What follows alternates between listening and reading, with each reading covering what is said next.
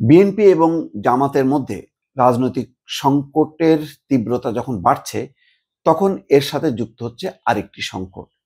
সেটি হচ্ছে আগামী ১৩ই নভেম্বর গণহত্যার মামলায় শেখ হাসিনার বিরুদ্ধে রায়। সেই রায় ঘোষণাকে আওয়ামী লীগ চ্যালেঞ্জ হিসেবে নিয়েছে।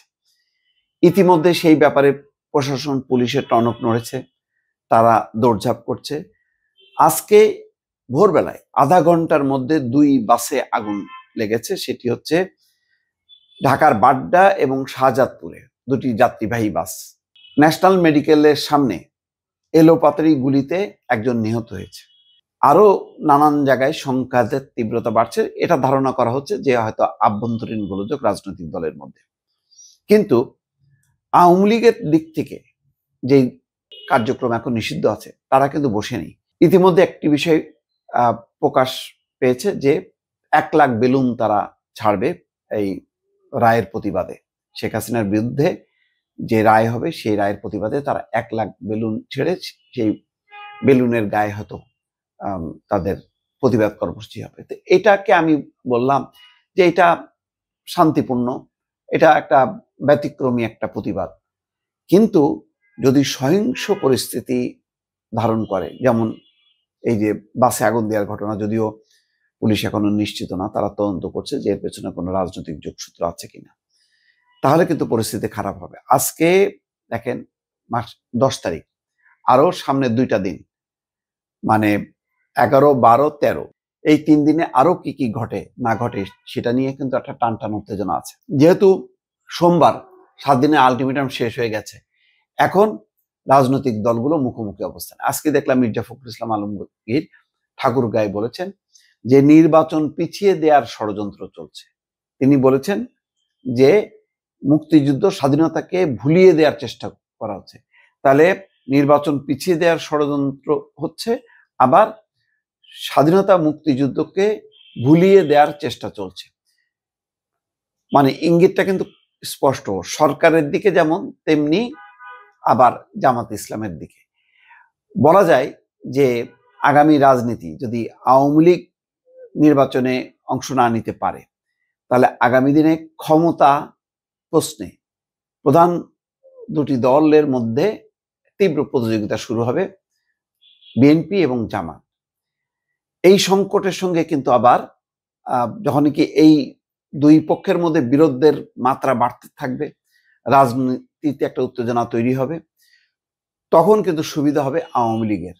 এবং আওয়ামী লীগ সম্ভবত এই দুই দলের পারস্পরিক যে ব্যস্ততা বা মোকাবেলার সুযোগে কিন্তু আস্তে আস্তে কিন্তু তারাও ঢুকে পড়ছে, এটা পরিষ্কার। ফলে সামনের মধ্য নভেম্বরের পর থেকে রাজনৈতিক পরিস্থিতি কোন দিকে গড়াবে বোঝা যাচ্ছে না। এখন সরকার হাতে সবকিছু।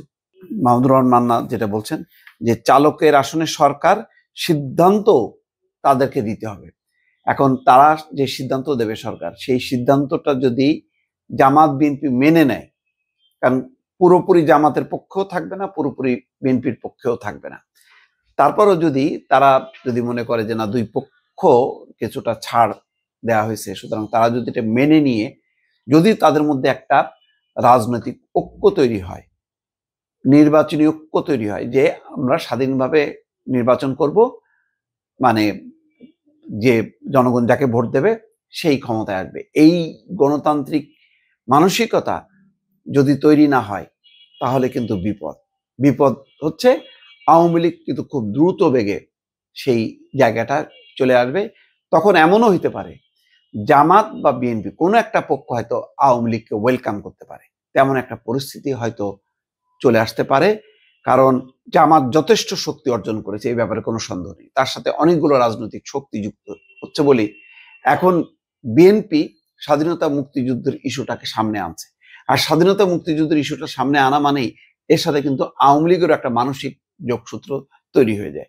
ফলে এটা অসম্ভব না যে বিএনপি এবং আওয়ামী লীগের যুগপৎ এক ধরনের মিত্রতা হয়তো গড়ে উঠতে পারে, যদি কিনা ফ্যাসিবাদ বিরোধী মনোভাবটা যদি দুই দল বিএনপি এবং জামাত সেটাকে জাগ্রত করে যদি গণতান্ত্রিকভাবে দেশের মানে অগ্রযাত্রা নিশ্চিত না করে, যদি ক্ষমতার লড়াই হয়ে যায় শেষ কথা, তাহলে কিন্তু মুশকিল হবে।